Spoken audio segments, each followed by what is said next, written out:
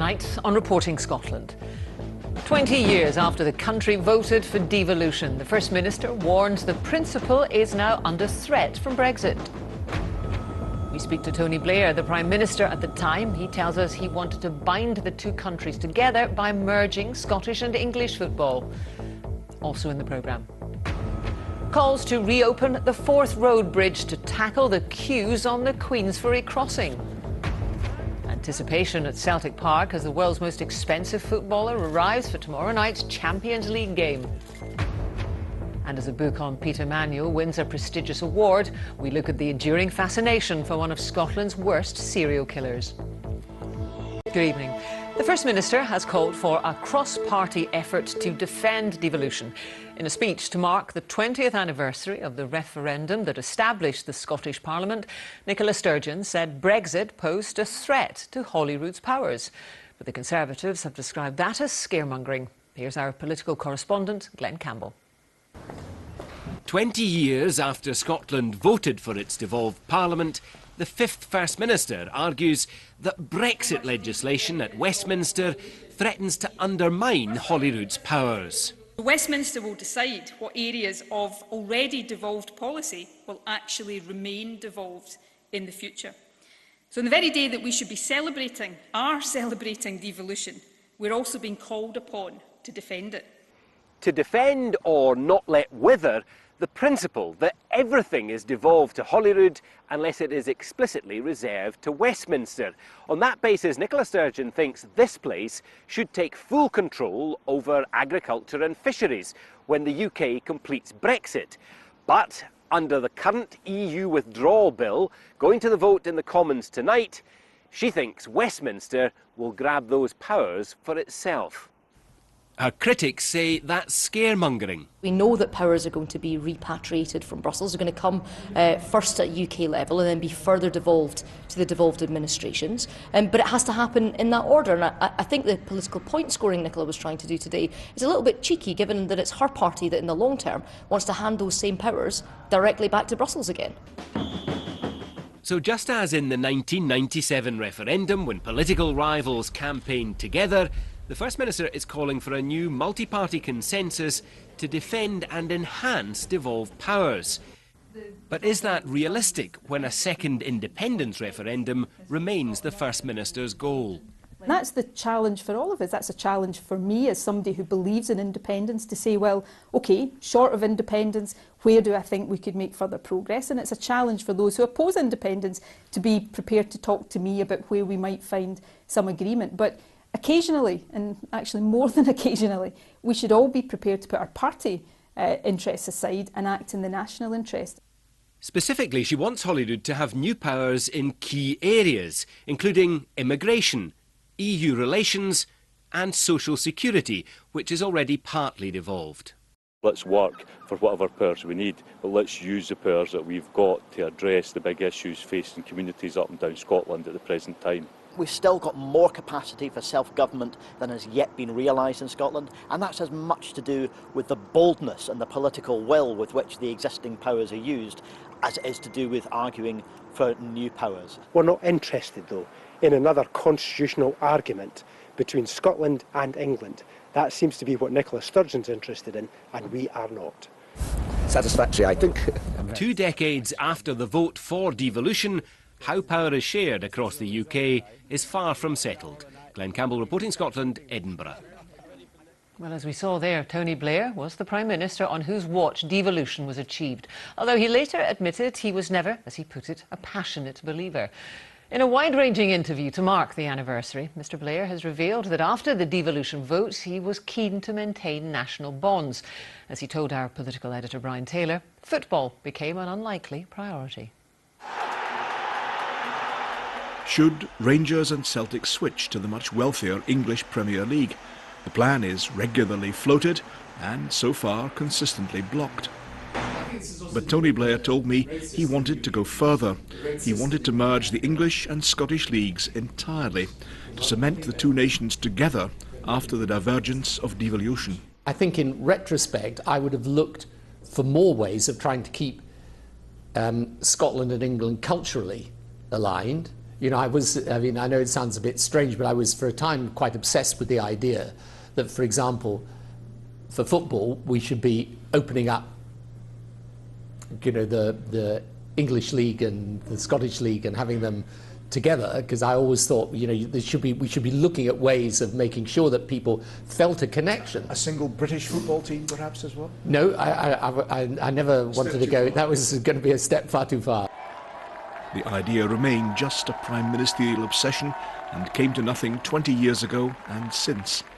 But Mr. Blair told me he still backed it and the search for other ties that bind Scotland and England.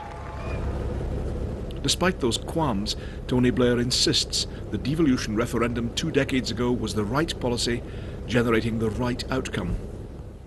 The morning after the referendum, Mr. Blair congratulates Donald Dewar on a clear yes vote. Satisfactory, I think. Very satisfactory and well done. Yes, well done indeed. Great to see you. But there were fewer smiles when the plan was first announced a year earlier. Then it provoked protest and turmoil, talk of betrayal.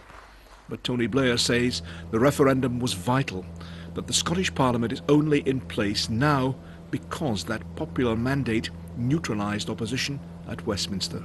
I was absolutely convinced that we were never going to get devolution. I'd studied the history very carefully for over 100 years. We tried to get devolution and failed. We were never going to get it unless you blocked off the possibility of the House of Lords then coming along and effectively derailing it. And the only way you could do that is as a sort of prequel to any vote, to have the will of the people made clear. So it really wasn't a way of escaping the commitment to devolution, but a way of delivering it. Jeremy Corbyn! And the Labour Party? Tony Blair is no fan of Jeremy Corbyn, but regards his leadership as settled for now. However, he wants Labour to embrace modernisation in order to rise up the ranks in Scotland. I think there was always a mythology in the UK that Scotland was a sort of Labour territory through and through and nothing would ever displace it. And I used to say, look, it's a Middle Scotland as well as a Middle England. And if you want to be in a position to articulate a distinctive and clear political programme, then I think you're best being in the situation where you've got those three dimensions to your politics: strong belief in social justice, modern way of achieving it, and strong defence of the Union. Tony Blair's government held the referendum and set up a Scottish Parliament. But the initiative was always driven by the Scottish people. And just as they did 20 years ago, the Scottish people will choose their own future.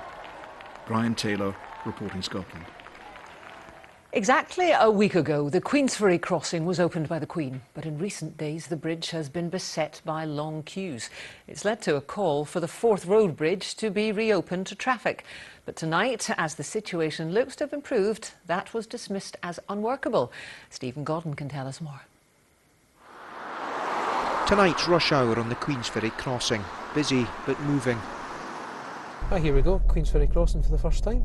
Since first making the journey on the opening day, Mark Lovell is now getting a better sense of his new commute. Today was okay. It was probably, took me about 15-20 minute delay going over the bridge. So I would say that was normal compared, with the old bridge. I was actually a bit better than what I expected this morning. But combine commuting with curiosity, and the result has been delays and frustration, felt strongly in Newton, a village close to the new bridge. It's just a nightmare. It takes you about an hour to get to Queensferry, and then when you get there you can't get back because the traffic's jammed on the local roundabout. It's impacting my business. If there's tailbacks, nobody's going to want to park, leave their queue and then go back in the queue, because when they go back out nobody's going to give them way, so it's impacting the business.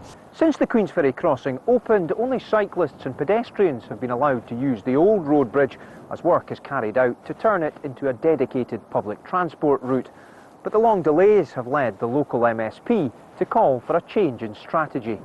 We have to keep all options on the table. We've got a perfectly good bridge, albeit in need of some repairs, that could sustain some level of transportation to relieve the pressure as a sort of release valve. So all I'm asking is that Transport Scotland don't close the bridge for major works until we're absolutely clear that all of the teething problems with the Queensferry crossing are resolved.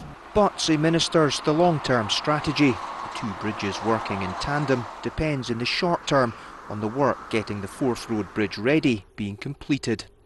Now at that point, which is scheduled for about 6 weeks, we're trying to see if we can get it down to 4 weeks. At that point, some traffic will move off the Queensferry crossing, and the Queensferry crossing itself will move up to 70 miles an hour, and also the average speed cameras can come off then, so you should see a further improvement because there will be more capacity at that time. For now, drivers are asked for their continued patience, each passing rush hour offering a fresh measure of progress. Stephen Gordon reporting Scotland at the Queensferry crossing. What's been described as an unexploded military device has been found close to a North Sea oil platform. The object was discovered last month following a routine inspection of pipelines in the Ninian field, but its existence has only just emerged. Rebecca Curran reports.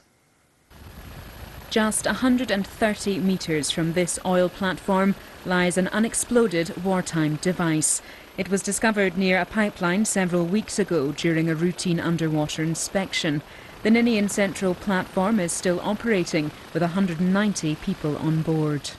The Ninian field is 380 kilometres northeast of Aberdeen. The device is believed to be an anti-submarine weapon. The BBC has seen a risk assessment by the owners of the field, Canadian company CNR. It says the device has a potential explosive load of 130 to 150 kilograms of TNT. It lies adjacent to the utilities and methanol pipelines, and specialists say it does not pose a hazard unless it's impacted, damaged or hit. It's not the first time this has happened in the North Sea. In 1997, Enterprise Oil removed a large World War II bomb from its Nelson platform. An exclusion zone has been set up around the device in the Ninian field as a precaution. Well, Rebecca's in Aberdeen this evening. Rebecca, any indication as to how this device is going to be dealt with? Well, CNR say that when the device was discovered 2 weeks ago, they informed all of the relevant authorities and are now working with a specialist company which has classed it as safe. Now, the UK Coast Guard say that they were told about this, but only at the end of last week. And the Health and Safety Executive has also been informed. But the news wasn't made public until this risk assessment carried out by CNR International was leaked. Now, the company say there is no risk to the workers on board the Ninian Central platform or indeed to the surrounding environment, but nevertheless specialists say that this device should be removed sooner rather than later, and the company say they are currently working on a plan to do just that. Thank you very much, Rebecca. One of Scotland's most senior police officers has cancelled his retirement plan amid an investigation into the Chief Constable of the National Force. Deputy Chief Constable Ian Livingston was going to leave in the autumn, but he's decided to stay on for the foreseeable future. His announcement came after Police Scotland Chief Constable Phil Gormley stepped aside while he's investigated over allegations of gross misconduct. Mr Gormley denies the claims. The majority of Scotland's MPs are tonight preparing to vote against the bill that will transfer all EU laws into British law and pave the way for Brexit. Despite this, Downing Street says it's confident the vote will go the UK government's way. Well, our political correspondent David Porter is in Westminster. And David, a late night in prospect for all. Jackie, a very, very long and late night in prospect when literally MPs and others will be burning the midnight oil. What they're discussing are plans which, in effect, will give the UK government the legal toolkit to go ahead and make Brexit a reality. They will debate the issue until midnight, then they will embark on a series of votes which could take an hour or so. Now, Labour MPs, Liberal Democrats and the SNP will all vote against the legislation. They say that it is in effect a power grab by the UK government. They are particularly concerned that what could happen is that powers could come back from Brussels to Westminster, but they are not sure that those powers in areas like fishing and agriculture may then be devolved to Holyrood. Now, the UK government says no, that will not be the case, that any powers that Holyrood has at the moment will not be returned to Westminster, and they see Holyrood as having more powers. Now, the parliamentary arithmetic of this is that it could be a very tight vote tonight. I must say that the UK government whips seem very relaxed. They think that they will get it through. The truth is that both the Conservatives and Labour are divided on the issue of Brexit. The Conservative pro-Europeans, I think, are keeping their powder dry. They will seek to change the legislation at a later date when we get into the detailed line-by-line scrutiny, when they will go for concessions. One interesting part about tonight could be how many Labour MPs defy their leader, Jeremy Corbyn, and decide not to vote against the legislation. So I think the UK government will win tonight. They will be fairly happy about that. But the prospect for the weeks and months ahead, we are going to get a lot of these lengthy and late night debates at Westminster over Brexit, and I think some of the votes could be eye-wateringly close. David Porter at Westminster, thank you. Is definitely not going to be the pitter-patter of tiny panda feet at Edinburgh Zoo this year. Police investigating allegations of corruption made against the leader of North Lanarkshire Council have found no crime took place. The probe into Jim Logue came after the local authority received an anonymous letter highlighting issues with procurement processes and contracts. The Labour councillor said he'd been the victim of a smear and described the investigation as a waste of time. The world's most expensive footballer is in Glasgow tonight. Neymar and the rest of the PSG team are here to play Celtic tomorrow in the first game of the Champions League group stage. While staying with football, the head of the Scottish FA says there's no appetite from within its membership for a review of Scottish football's handling of the Rangers EBT issue, which you might recall is a controversial tax scheme. Stuart, Peter Manuel was handsome and charming, but now a reminder of tonight's main news. The First Minister, Nicola Sturgeon, has called for a cross-party effort to defend devolution. On the 20th anniversary of the vote, she said Brexit posed a threat to Holyrood's powers. But the Conservatives claimed that the First Minister's views were scaremongering. And that's Reporting Scotland.